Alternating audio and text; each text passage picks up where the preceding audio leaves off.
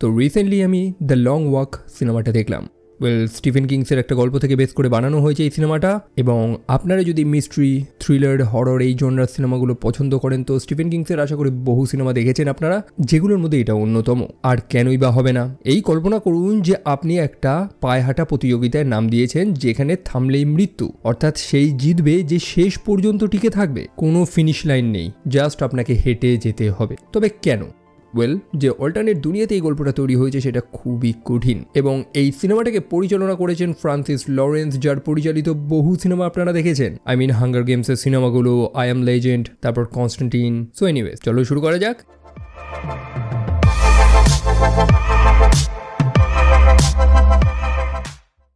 তো যেমনটা বললাম যে এরকম একটা প্রতিযোগিতা, অর্থাৎ মানুষকে হাঁটতে হবে এবং থেমে গেলেই মৃত্যু, এরকম একটা প্রতিযোগিতা কেনই বা অর্গানাইজ করা হচ্ছে?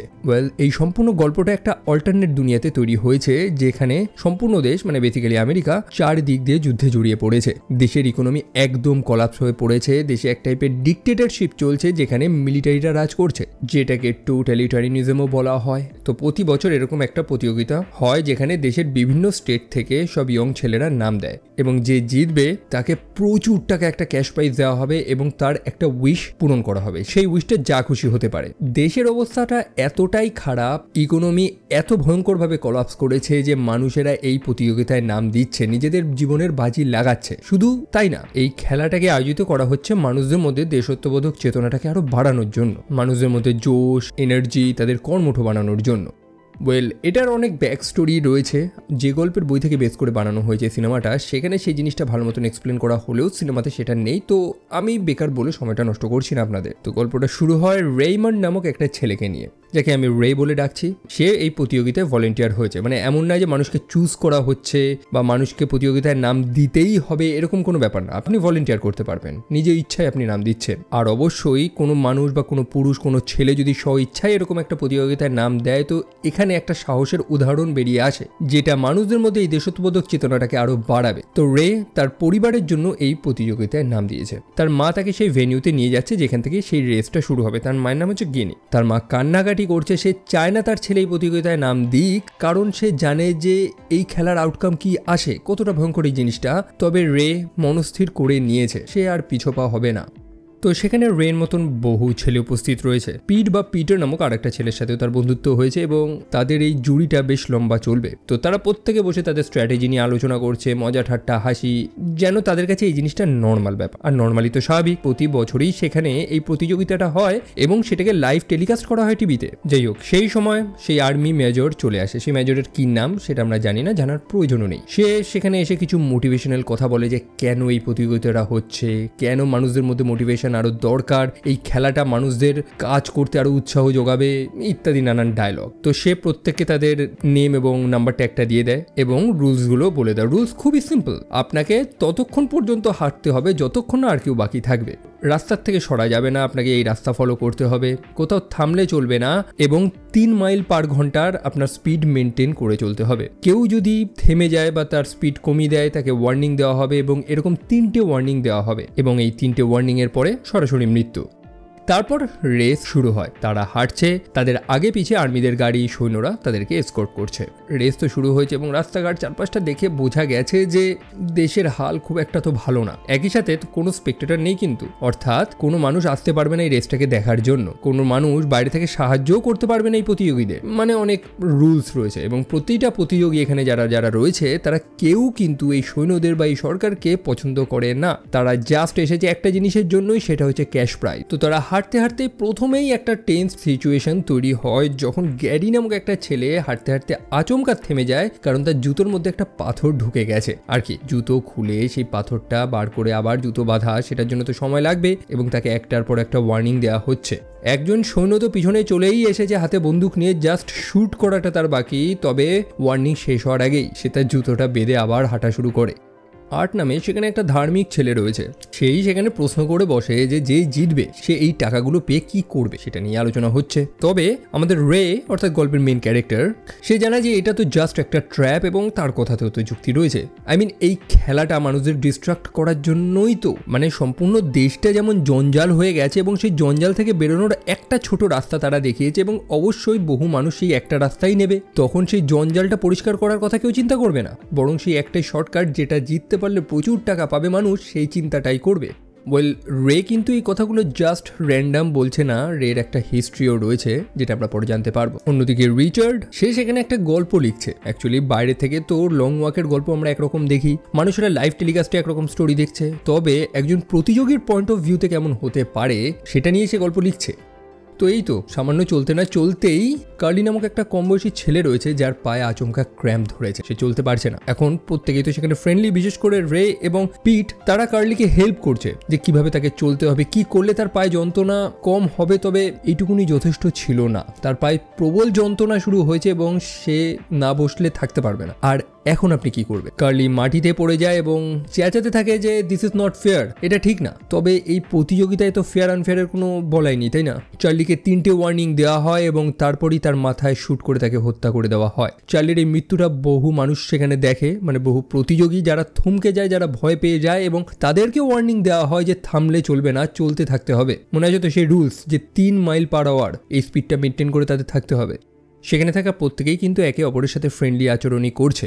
বিশেষ করে পিট, তার কাছে কিন্তু এটা জাস্ট একটা প্রতিযোগিতার না। সেই মেজর শুরুতেই তো বলে দিয়েছিল যে কোনো ফিনিশিং লাইন নেই, তো আপনি কোনটাকে টার্গেট বানিয়ে হাঁটবেন অথবা কিসের অপেক্ষা করবেন আপনি? তখন পিট জানায় যে আমি নেক্সট মোমেন্টের অপেক্ষা করব। এই যে সময়টা তারা কাটাচ্ছে একে অপরের সাথে, তাদের ভেতরে যে ডিপ আলোচনাগুলো হচ্ছে, এইগুলো হচ্ছে এক একটা মোমেন্ট এবং সে পরবর্তী মোমেন্টের অপেক্ষা করেই হাঁটবে। ইভেন সেখানে থাকা বহু ছেলেপেলে তাকে সাপোর্ট করাও শুরু করে। পিট একটু ফ্রেন্ডলি টাইপের, তার সঙ্গে থাকা সব ছেলেদের নিয়ে সে একটা গ্রুপও বানিয়েছে যেটাকে সে নাম দিয়েছে 8 মাস্কিটিয়ার। তবে সব ভালোর মধ্যে একটা খারাপ তো থাকেই, সেটা হচ্ছে গ্যারি, যে প্রথম থেকেই সবার সাথে বাজে আচরণ করে যাচ্ছে।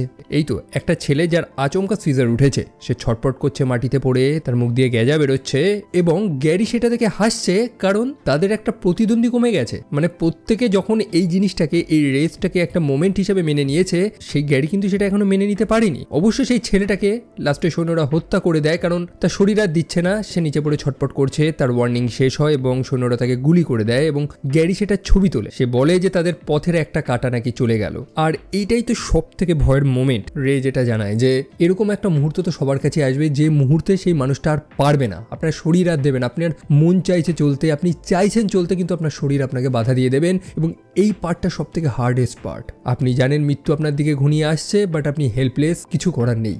অন্যদিকে গ্যারি নামক সেই বদমাইশ ছেলেটা র্যাঙ্ক নামক আর একটা ছেলের পিছনে লাগতে থাকে। যেহেতু তার নাম র্যাঙ্ক, সেটা নিয়ে সে মজা ঠাট্টা করতে থাকে, তার পিতামাতার নামে দুটো বাজে কথা বলতে থাকে, আর সেটা শুনেই সেই ছেলেটা তার গায়ে হাত তোলার চেষ্টা করে। র্যাঙ্ক নামক সেই ছেলেটা কম বয়সী, একটু কমজোর ছেলে, যেটারই সুযোগ নিয়ে গ্যারি তার পিছনে লাগে আর কি। র্যাঙ্ক নামক সেই ছেলেটা গ্যারির গায়ে হাত তুলতে গিয়ে হুচট খেয়ে নিচে পড়ে যায়, আর এতটা সে ঘায়েল হয় যে সে পুনরায় উঠে দাঁড়াতে পারে না, আর তার 3টে ওয়ার্নিংও শেষ হয়ে যায় এবং তাকে শুট করা হয়। প্রত্যেকে এই জিনিসটা দেখে এবং প্রত্যেকেই যারা গ্যারিকে ঘৃণা করতো তারা তাকে আরো ঘৃণা করা শুরু করে। প্রথমে তো অনেকে তাকে কীট পতঙ্গ বলে ডাকছিল, এখন তাকে একটা খুনি বলে ডাকছে সবাই। গ্যারি জানে যে সে এটা কখনোই চায়নি, সে তাকে মার্ডার করতে চায়নি, সে জাস্ট একটু মজা ঠাট্টা করছিল। তবে সে এরকম কিছু একটা হবে সে চিন্তা করতে পারেনি, মানে অবশেষে সে যে সবার ঘৃণার পাত্রে পরিণত হবে সেটা চায়নি। অন্যদিকে নাম্বার 45, যার ডায়রিয়া হয়েছে, তার প্রচন্ড পটি পেয়েছে, সে চলতে পারছে না, আর রাস্তার মাঝখানে সে করা শুরু করে দেয়। জিনিসটা সত্যি ডিসকাস্টিং, তবে সে বেচারাও বা কি করবে? অনেকে তাকে উপদেশ দেয় যে প্যান্ট খুলে সরাসরি হাঁটতে, তবে সে বেচারা এমন একটা পিকুলিয়ার সিচুয়েশনে পড়ে গেছে যে না সে প্যান্ট খুলতেও পারছে না, না সে চলতেও পারছে না, না সে ঠিক মতন কিছু করতেও পারছে না। সিচুয়েশনটা আপনি ভাবুন যে তার পেট খারাপ, সে যে বেচারা একটু পটি করবে সেটার জন্য তো একটু সময় লাগবে, সেই সময়টুকুনিও তার নেই। কেউ একজন তাকে উপদেশ দেয় যে ভাই তুই প্যান্ট খুলে হাঁট, তখন তুই চলতে চলতেই করতে পারবি, কিন্তু তাকে তো তার নিজের লজ্জাটাও দেখতে হবে। তো সে বেচারা আর টিকতে পারেনি। নাম্বার 45কে 3টে ওয়ার্নিং দেওয়া হয় এবং সৈন্যরা তাকে গুলি মেরে দেয়। এরকম করতে করতেই 35টা মাইল তারা ক্রস করে ফেলেছে এবং সন্ধেও হয়ে গেছে। মোটামুটি সবাই তো ক্লান্ত, বিশেষ করে রে, সেও ক্লান্ত। চলতে চলতে সে ঘুমিয়ে পড়েছিল এবং তার মাকে নিয়ে একটা স্বপ্নও সে দেখে নিয়েছিল। অ্যাকচুয়ালি সে তার মাকে খুবই ভালোবাসে, যেটা গল্পের শুরুতেই তো বুঝিয়ে দিয়েছে। আর এই কারণেই তো পিট তাকে বলে যে তাকে এই রেসটা কমপ্লিট করতেই হবে, অন্তত তার মায়ের জন্য। পিট কিন্তু রেকে প্রথম থেকে সাপোর্ট করে যাচ্ছে, তবে শরীর যখন এক্সস্ট তখন মাথাও ঠিকঠাক কাজ করছে না। আসলে এখন একটু উঁচু রাস্তা, তাদের উপরে উঠতে হবে। অলরেডি সবাই টায়ার্ড এবং এখন তাদেরকে উপরের দিকে উঠতে হবে, যেটার মতো এনার্জি সবার নেই। তাই একটার পর একটা ছেলে সেখানে মাটিতে লুটিয়ে পড়ে এবং তাদেরকে গুলি মেরে হত্যা করা হয়, যেটা দেখে রে আরো নার্ভাস হয়ে পড়ছে। পিট নামক সেই ছেলেটা যে রেকে এতক্ষণ ধরে সাহায্য করে যাচ্ছে, তার উপরেও রে সন্দেহ করতে থাকে। তবে পিট সে কিন্তু হার মানেনি, সে রের সাথে এখনো আছে। সে রেকে শান্ত করে, তাকে বলে যে জলটা নিয়ে নিজের মাথায় ঢালতে, যাতে স্বজ্ঞানে যাতে সে ফিরে আসে। আর এইভাবেই তারা একটা দিন কমপ্লিট করে ফেলে, অর্থাৎ প্রায় 59 মাইল কমপ্লিট করে ফেলে তারা। সময় কাটছে, মাইলের পর মাইল তারা কমপ্লিট করছে। আর এরই মধ্যে রিচার্ড নামক সেই ছেলেটা, মনে আছে তো, যে গল্প লিখছিল এই লং ওয়াকটা কেমন টাইপের হয় একজন প্রতিযোগীর পার্সপেক্টিভে, তার পায়ের অ্যাঙ্গেলটা পুরো বেঁকে গিয়েছে। সে আর চলতে পারছে না, চলার অবস্থাতে নেই সে। এখন যে চলতে পারবে না তার কি পরিণতি হয় সেটা তো আমরা জানি। দুটো বাচ্চা ছেলে সাইকেল নিয়ে সেখানে এসেছিল এই খেলাটাকে দেখার জন্য। আর্ট নামক সেই ছেলেটা সেই বাচ্চাগুলোকে চলে যেতে বলে সেখান থেকে, কারণ সে চায় না যে বাচ্চারা এই দৃশ্যগুলো দেখুক। বাট এটাই তো হার্শ রিয়ালিটি, প্রত্যেককেই চলতে হবে। তাই প্রত্যেকেই চলে এবং রিচার্ডকে সৈন্যরা গুলি মেরে দেয়। এইভাবেই তারা 100 মাইল কমপ্লিট করে এবং তারা একটা টাউনের মধ্যে ছিল, যেখানে 31 নম্বর প্রতিযোগী রেস ছেড়ে পালানোর চেষ্টা করে। আর তার সেই পরিণতিটাই হয় যেটা আপনি কল্পনা করছেন। আর এমন মুহূর্তে এসে তাদের মন থেকে ভয়ও উঠে গেছে। প্রত্যেকে এই প্রতিযোগিতাটাকে নিয়েই বাজে বাজে কথা বলে যাচ্ছে। অবশ্যই এটাকে নিয়ে বাজে কথা বলা একটা দণ্ডনীয় অপরাধ, তবে তাদের মন থেকে ভয় উঠে গেছে। কোনো মতে কষ্ট করে করে তারা 144 মাইল কমপ্লিটও করে নিয়েছে। অন্যদিকে রে, সেও তার পিতার গল্পটা জানায় যে সে কিভাবে তার পিতাকে হারিয়েছিল। তার পিতা একজন দেশপ্রেমিক ছিল আসলে, তবে বর্তমানের এই স্বৈরাচার সবকিছু সে কোনোদিনই মেনে নিতে পারেনি। তার বিপ্লবী আইডিয়া, চিন্তাধারাই তার মৃত্যুর কারণ হয়ে দাঁড়ায়। তাকে গুলি মেরেছিল ঠিক এই মেজর, যে এই মুহূর্তে তাদের সাথে উপস্থিত রয়েছে। তার পিতাকে একবার সুযোগ দেওয়া হয়েছিল নিজের ভুল স্বীকার করার বা হার মানার, তবে সেই মানুষটা তার সিদ্ধান্তে অটল থাকে। আর সেই কারণেই সেই জিনিসটাই, এই বিপ্লবী চিন্তাধারাটাই পিতার থেকে রে পেয়েছে। রে তার পিতার বদলাটা নিতে চায়, এই মেজরকে হত্যা করতে চায়। তবে কিভাবে? সে যদি এই রেস জিততে পারে তো তাকে একটা উইশ দেওয়া হবে এবং সে উইশ চাইবে একটা কার্বাইন, সেই বন্দুক যেটা নিয়েই সে তৎক্ষণাৎ সেই মেজরকে গুলি মারবে। পিট তাকে সাবধান করে, সে জানায় যে সে অনেক কিছুই তো করতে পারবে। সে উইশ নিয়ে এই নিয়ম পরিবর্তন করতে পারবে, সে যে টাকাটা পাবে সেটা নিয়ে দুনিয়াতে অনেক পরিবর্তন আনতে পারবে। তা সত্ত্বেও সে নিজের বদলাটা কেন ভুলে উঠতে পারছে না? তার কাছে সুযোগ আছে একটা বড় চেঞ্জেস আনার। অ্যাকচুয়ালি পিট যতটা অপটিমিস্টিক, রে সে তো ততটা না। আর এরকম না হওয়ারও তো প্রচুর কারণ রয়েছে। আকাশে একটা রামধনু উঠেছে, যেটা তাদের একতার একটা সিম্বল। পিটার তাকে এইটাই তো বোঝানোর চেষ্টা করছে। তবে অন্যদিকে বহু প্রতিযোগীও তো অসুস্থ হয়ে পড়ছে।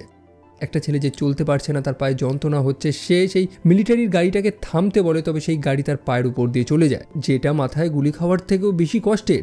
এই দৃশ্য দেখে তাদের আর এক পার্টনার নিজের জামা প্যান্ট খুলে দৌড় দেয় উল্টো দিকে, যেন সে তার মৃত্যুটা মেনেই নিয়েছে। আর সেটাই হয়, সেই গাড়ি থেকে মেশিন গান দিয়ে তাকে ঝাঁঝরা করে দেওয়া হয়। পিট যতটা শান্তি আনার চেষ্টা করছে এদের মনে, তবে সিচুয়েশন তো একদমই এরকম না, কেউ শান্তিতে নেই অ্যাকচুয়ালি। আর এইভাবেই তারা 201 মাইল কমপ্লিট করে ফেলেছে। হ্যাঙ্ক নামক সেই শর্ট হাইটেড ছেলেটা তাদের সাথে ছিল, খুবই ফ্রেন্ডলি ছিল প্রথম থেকে। সেও আর চলতে পারছে না, অবশেষে সে চলে যায় সেই মিলিটারিদের কাছে তাদের থেকে বন্দুক নেওয়ার জন্য বা কিছু একটা। তবে সরাসরি তাকে গুলি করা হয়। সে মাটিতে পড়ে ছটফট করছে এবং তার বন্ধু আর্থারকে ডাকছে, বা যার নাম আর্ট।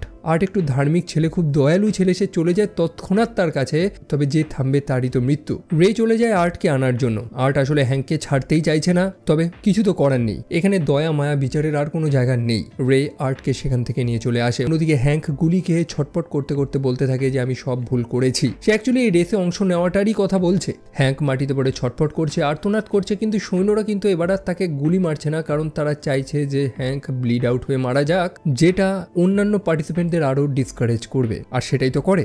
আর্ট সম্পূর্ণ দোষটা নিজের উপর টেনে নেয়, কারণ সে নাকি হ্যাঙ্ককে বাঁচাতে পারেনি। সে তার সর্বস্ব চেষ্টা করেছে, কিন্তু তাকে বাঁচানো তো তার হাতে নেই। এটাই আর্টকে মেনে নিতে হবে, যেটা রে তাকে বোঝাচ্ছে।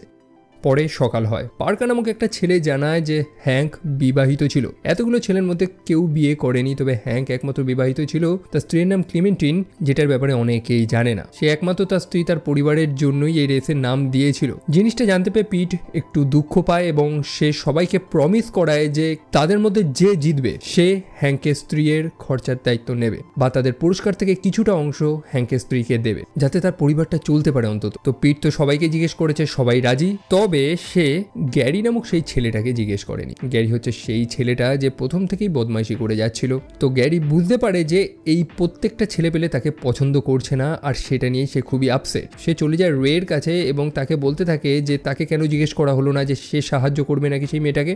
এখানে উপস্থিত প্রত্যেকে তাকে মনস্টার, মার্ডারার এইগুলো ভাবছে, তবে সে এরকম মানুষ না। র্যাঙ্ক নামক যে ছেলেটা মারা গিয়েছিল সেটা একটা মিস্টেক, সে এটা করতে চায়নি, তবে সে এটা কাউকে তো বোঝাতে পারছে না। সে এটাও বোঝায় যে তার তেমন একটা বন্ধু বান্ধব নেই, মানুষের সাথে কথা বলার তেমন তার একটা অভ্যাসও নেই, সে অনেক মিস্টেক্স করে। আর এরকম ভাবেই বোঝাতে বোঝাতে তার একটা মেন্টাল ব্রেকডাউন হয়। সে ফিল করে এই গ্রুপের বা এই ছেলেদের সাথে সে আর চলতে পারবে না বা সে আর যেতে পারছে না এদের সাথে। সেই কারণে তার কাছে একটা চামচ ছিল যেটা দিয়ে সে তার নিজের গলায় বহুবার স্ট্যাপ করে নিজের জীবনটা নিয়ে নেয়। মানে বুঝতেই পারছেন যে জাস্ট পায়ের যন্ত্রণা বাদেও মানুষ ইমোশনাল ট্রমাও পাচ্ছে এখান থেকে। এবং গ্যারির এই ক্যারেক্টারটা আমার one of the best character মনে হয়েছে, যে একটা ইন্ট্রোভার্ট এবং মিসআন্ডারস্টুড ছেলে। অন্যদিকে মাইলের পর মাইল কাটছে, তবে কিছু দূর গিয়ে রে তার মাকে দেখতে পায়। আসলে তার মা এসেছে দেখার জন্য যে তার ছেলে জীবিত আছে কিনা, এবং তার মাকে দেখে রে একদম খুশি। সে জাস্ট চায় তার মাকে একটু হাগ করতে, তাকে একবার জড়িয়ে ধরতে। তবে এটা রুলসের বাইরে থেকে কেউ কোনো প্রতিযোগীর সাথে ইন্টারঅ্যাক্ট করতে পারবে না। তার মাকে ওরকম ভাবে দেখে তার মায়ের চোখে জল দেখে সে ফাইনালি রিয়েলাইজ করে যে সে এই প্রতিযোগিতার নাম দিয়ে সব থেকে বড় ভুল করেছে। সে তো নামই দিয়েছিল বদলার আগুন নিয়ে, যে কোনোভাবে যদি সে এই রেসটা জিততে পারে তাহলে সে সেই বন্দুক নিয়ে সেই মেজরকে গুলি মারবে। তবে এখন সে রিয়েলাইজ করছে যে কেন তার মায়ের চোখের জল ছিল প্রথম থেকেই। অন্যদিকে পিট নামক ছেলেটা যে প্রথম থেকেই মোটিভেট করে যাচ্ছে, সে তার নিজের গল্পটাও এতদিন বাদে তাকে শোনায় যে সে কেন এতটা পজিটিভভাবে চিন্তা করে, কেন এরকম সে। আসলে রে যতটা লাকি, তার একটা পরিবার রয়েছে, তার বাড়িতে তার মা রয়েছে যে তার জন্য কেয়ার করে, কিন্তু পিটের তো এরকম নেই, তার কোনো পরিবার নেই। ছোটবেলার থেকে নানান জিনিসের শিকার হয়েছে সে, চুরি ছামারি মারপিট এইসব করে তার জীবনটা কেটেছে। তার যে সারা বুকে এবং মুখে যে ক্ষত দাগগুলো রয়েছে এগুলো তার অতীতেরই তো চিহ্ন। এরকমভাবে সে এক ভুল মানুষের সাথে লড়াই করেছিল যে তাকে প্রায় হত্যাই করে ফেলেছিল। তবে পিটার যখন হাসপাতাল থেকে জীবিত ফিরে এসেছে তার মনে এক ফোঁটাও দুঃখ নেই, বরং সে এটাকে একটা সেকেন্ড চান্স হিসাবে মেনে নিয়েছে। আর তারপর থেকে সে এই ডার্কনেস, এই অন্ধকারের মধ্যে থেকেই আলো খোঁজার চেষ্টা করে। সে সব খারাপের মধ্যে থেকে একটা ভালো কিছু খোঁজার চেষ্টা করে এবং সে রেকে এই উপদেশটাই দেয়। এই সম্পূর্ণ সিনেমাটা জাস্ট কোনো প্রতিযোগিতা না, কিন্তু এই প্রত্যেকটা ক্যারেক্টার, তাদের ব্যাকগ্রাউন্ড, তাদের স্টোরি, কেন তারা এই মুহূর্তে এই সিচুয়েশনে আসতে বাধ্য হয়েছে, সবকিছুই কিন্তু অনেক গভীর। সময় কাটছে। পার্কার নামে তাদের আর এক সঙ্গী ছিল, সে তো এক সৈন্য থেকে বন্দুক কেড়ে সেই সৈন্যটাকে গুলি মারে এবং পরে নিজের উপরে গুলিটা চালায়। অন্যদিকে আর্ট নামক যে ছেলেটা রয়েছে, সেই দয়ালু ছেলেটা, তার নাক থেকে রক্ত বেরোচ্ছে, ইন্টারনাল হ্যামোরেজ। এই রেসটা তার পক্ষে আর কন্টিনিউ করা পসিবল না। পিটার এবং রে তাকে ধরে সাপোর্ট দিয়ে তাকে হাঁটানোর চেষ্টা করে, তবে সে এবং প্রত্যেকেই বুঝে গেছে যে এটা আর সম্ভব না। আর্টের শরীর সম্পূর্ণভাবে ছেড়ে দিয়েছে, তার মনে আর কোনো দুঃখ নেই, সে জাস্ট অ্যাকসেপ্ট করে নিয়েছে এবং তার বন্ধুদেরও রিকোয়েস্ট করে যে তাকে যখন গুলি মারা হবে তারা যাতে পিছনে না তাকায়, এবং তার বন্ধুরা সেটা রেসপেক্ট করে। আর্টকে তারা ছেড়ে দেয়, তাকে 3টে ওয়ার্নিং দেওয়া হয় এবং অবশেষে তাকে গুলি মেরে দেওয়া হয়। অন্যদিকে 326 মাইল ক্রস করে ফেলেছে তারা, আর তখন বিলি নামক ছেলেটা একটা সত্য কথা স্বীকার করে, সেটা হচ্ছে সে হচ্ছে মেজরের বাস্টার, তার অবৈধ সন্তান। বিলি ভেবেছিল যে সে যদি রেসটা কমপ্লিট করতে পারতো এবং তাকে যখন একটা উইশ দেওয়া হতো, সে বলতো যে তাকে যাতে তার পিতার কাছে নিয়ে যাওয়া হয়। সেও আর এই রেসটা কন্টিনিউ করে না। আসলে তার একটা ফুসফুসের সমস্যা আছে এবং এই রোগটা একটা নির্দিষ্ট ঋতুতেই আসে, তবে আনফর্চুনেটলি এই রেসটা করার দরুনই তার আবার এই রোগটা শুরু হয়েছে। গল্পের শুরু থেকেই দেখছি সে কাশছে, ঠিক মতন কথা বলতে পারছে না, সে অসুস্থ। সে তার বন্ধুদের এটাই তো বলে যে আয়রনি দেখো যে এই রোগটা আসার আর সময় পেল না। সেও চলতে চলতে থেমে যায়, তার বন্ধুদের ধন্যবাদ জানায় যে এতটা জার্নি তাদের সাথে করে সে খুব খুশি হয়েছে, এটা একটা অনার তার কাছে, এবং অবশেষে তার নিজের ভাগ্যটা সে মেনে নেয়। বাকি থাকে আর দুজন, পিট এবং রে প্রথম থেকেই তো বলছিল যে এই রেস জেতার চান্স তার খুবই কম, একদম 0%। তবে এই মুহূর্তে এটা 50-50-তে এসে থেমেছে। সেই দুই বন্ধুই ফাইনাল পর্যন্ত গেছে, তবে জয়িত হবে যে কোনো একজন। রে খুবই কৃতজ্ঞ যে এই সম্পূর্ণ জার্নিতে পিট তাকে খুব হেল্প করেছে। এতক্ষণ ধরে তার মধ্যে মৃত্যু ভয় ছিল, যেন সময়ের সাথে সাথে মৃত্যু ভয়টাও তার চলে গেছে। গল্পের শুরুতেই পিট যখন বলেছিল তাকে যে তাদের তো কোনো ফিনিশিং লাইন নেই, তো টার্গেটটা কি? টার্গেট এইটাই যে পরবর্তী মেমোরি, পরবর্তী মোমেন্ট, এই যে এতটা সময় তারা একসাথে কাটিয়েছে, এই প্রত্যেকটা মোমেন্ট মূল্যবান। রে খুব দারুণ একটা কথা বলে যে আমাদের মানুষদের জীবনের সব থেকে বড় সত্য হচ্ছে আমাদের মৃত্যু, যেটা আমাদের মেনে নিতেই হবে। তবে সেই মানুষটাই হচ্ছে লাকি যে তার শেষ মুহূর্তটা নিজের মতন করে কাটাতে পারে, এবং রে নিজেকে লাকি ফিল করছে এখন। এই করতে করতেই 331টা মাইল তারা ক্রস করে ফেলেছে। এই মুহূর্তে শহরে চলে এসেছে, কারণ তারা ফাইনাল ল্যাপসে চলে এসেছে। বহু মানুষ বাইরে এসেছে তাদেরকে দেখার জন্য, চেয়ার আপ করার জন্য। পিটার বুঝতে পারে যে রে হয়তো এই রেসটা জিতবে না বা জিততে চায় না, এবং পিট এটাও চায় না যে রের যে স্বপ্নটা রয়েছে সেটা অধুরা থেকে যাক। বাড়িতে তার মা অপেক্ষা করছে, পিটের তো কেউ নেই, তার জন্য তো কেউ অপেক্ষা করছে না। সেই কারণেই সে চলতে চলতে মাঝখানে থেমে যায়, যাতে তার বন্ধু অন্তত জিততে পারে। তবে খেলা এখানে সম্পূর্ণভাবে ঘুরে যায়। রে পিটারকে তো কোনোভাবে তুলে দেয় যাতে সে চলে, কিন্তু নিজে চুপচাপ আগে বসে পড়ে, কারণ সে এই রেসটা কমপ্লিট করতে পারছে না। আসলে সে চায় না কমপ্লিট করতে, সে চায় না পিটকে হারতে দেখ। আসলে রের মধ্যে যে বদলার আগুনটা রয়েছে, সে বলেছিল যে সে যদি জিতেও যায়, টাকাও পায়, সে তার বদলা নেবে। অন্যদিকে পিট বলেছিল যে সে যখন টাকাটা পাবে সে হয়তো বাচ্চাদের হেল্প করবে, বা তার মতন যে হোমলেস মানুষেরা রয়েছে তাদেরকে হেল্প করবে, কিছু বড় চেঞ্জেস আনার চেষ্টা করবে সে। রে রিয়েলাইজ করে যে পিটের জেতা প্রয়োজন, সে যোগ্য অন্তত, সেই কারণেই সে বসে পড়ে। আর এইভাবে সময় কেটে যায়, রের 3টে ওয়ার্নিং শেষ হয়ে যায়। ফাইনালি মেজর নেমে আসে সেই শেষ কাজটা করার জন্য। সে নিজে হাতে রেকে গুলি মারে, ঠিক যেমনভাবে বহু বছর আগে সে রের পিতাকে গুলি মেরেছিল। আসলে আপনারা রিয়েলাইজ করেছেন যে শেষ পর্যায়ে এসে যে কজন বাকি ছিল, 2-3 জন, তাদের কাছে এই টাকাটা আর ম্যাটারই করছিল না। তাদের মধ্যে যে বন্ডটা তৈরি হয়ে গেছিল এতক্ষণে, সেই কারণেই শেষ মুহূর্তে এসে প্রত্যেকে হাসি মুখে নিজেদের বলিদান দিয়েছে। তারা চেয়েছে যে তাদের পরের জন যাতে একটা সুযোগ পায়। মানে শুরুতে যে জিনিসটা একটা রেস ছিল, শেষে গিয়ে আর সেটা রেস না ভাই। যাই হোক, প্রতিযোগিতা তো ফাইনালি শেষ হয়েছে, মানুষের চেয়ার আপ করছে, আকাশে আতশবাজি ফাটছে। অন্যদিকে মেজর পিটারকে কংগ্রেচুলেট করছে। মেজর তাকে জিজ্ঞেস করে যে তার ফাইনাল উইশ কি, সে কি উইশ চায়। তখন সে সেটাই চায় যেটা রে চেয়েছিল, সে একটা কার্বাইন চায়, আর তাকে সেটাই দেওয়া হয়। পাশের একটা সৈন্যর বন্দুক তাকে তুলে দেওয়া হয়, যেটা দিয়ে সরাসরি সে মেজরের উপরে এইম করে। সে মেজর তাকে বহুবার লোভ দেখানোর চেষ্টা করে, বলার চেষ্টা করে যে সে যে এত টাকা পাচ্ছে, এত কিছু পাচ্ছে, এগুলো অবশ্যই সে হারাতে চায় না। তবে রের কথা মনে করে পিটার সে মেজরকে গুলি মেরে হত্যা করে দেয় এবং উল্টো রাস্তা ধরে হাঁটা শুরু করে। পিটের যে কি হয় এরপরে বা এরপরে কি হবে সেটা আমরা জানি না, বাট রে যেটা চেয়েছিল, তার মধ্যে যে বিপ্লবী চিন্তাটা ছিল, সেটা পিট নতুনভাবে জন্ম দেয়। যেমনটা বললাম, এটা লাইভ টেলিকাস্ট হচ্ছে, মানুষের মধ্যে এবার সাহস তৈরি হবে। আর যেটা স্বপ্ন রে দেখেছিল, সেটা এখন সম্পূর্ণ দেশের মানুষেরা দেখবে। দ্য লং ওয়াক সিনেমাটা আপাতত এইটুকু। ওকে, তো আমাকে যদি জিজ্ঞেস করেন কেমন লেগেছে, আমি প্রিটি মাচ এনজয় করেছি এই সিনেমাটা। অবশ্যই এটা একটা এক্সপ্লেনেশন ভিডিও, তাই বহু ডায়লগ, তার ডেপথগুলো আমি আপনাদের বলে বোঝাতে পারবো না। তার জন্য আপনাকে সিনেমাটা দেখতে হবে, এবং মেইনলি এই সিনেমাতে এই ছেলেগুলো, তাদের যে কনভারসেশন, এগুলো খুব দারুণ ছিল। সো আপনারা যদি দেখে থাকেন সিনেমাটা, তো আপনারা সেটাকে ফিল করে পারবেন যে সত্যি এটা জাস্ট কোনো প্রতিযোগিতা ছিল না। ভিডিওটা ভালো লাগলে লাইক করতে পারেন, চাইলে চ্যানেলটা সাবস্ক্রাইব করতে পারেন, এবং আমাকে সোশ্যাল মিডিয়াতে ফলো করতে একদমই ভুলবেন না, যেগুলো লিঙ্ক ডিসক্রিপশনে রয়েছে। তো দেখা হচ্ছে সেখানে আপনাদের সাথে। টিল দেন ভালো থাকবেন, সাবধানে থাকবেন, টেক কেয়ার অ্যান্ড বাই।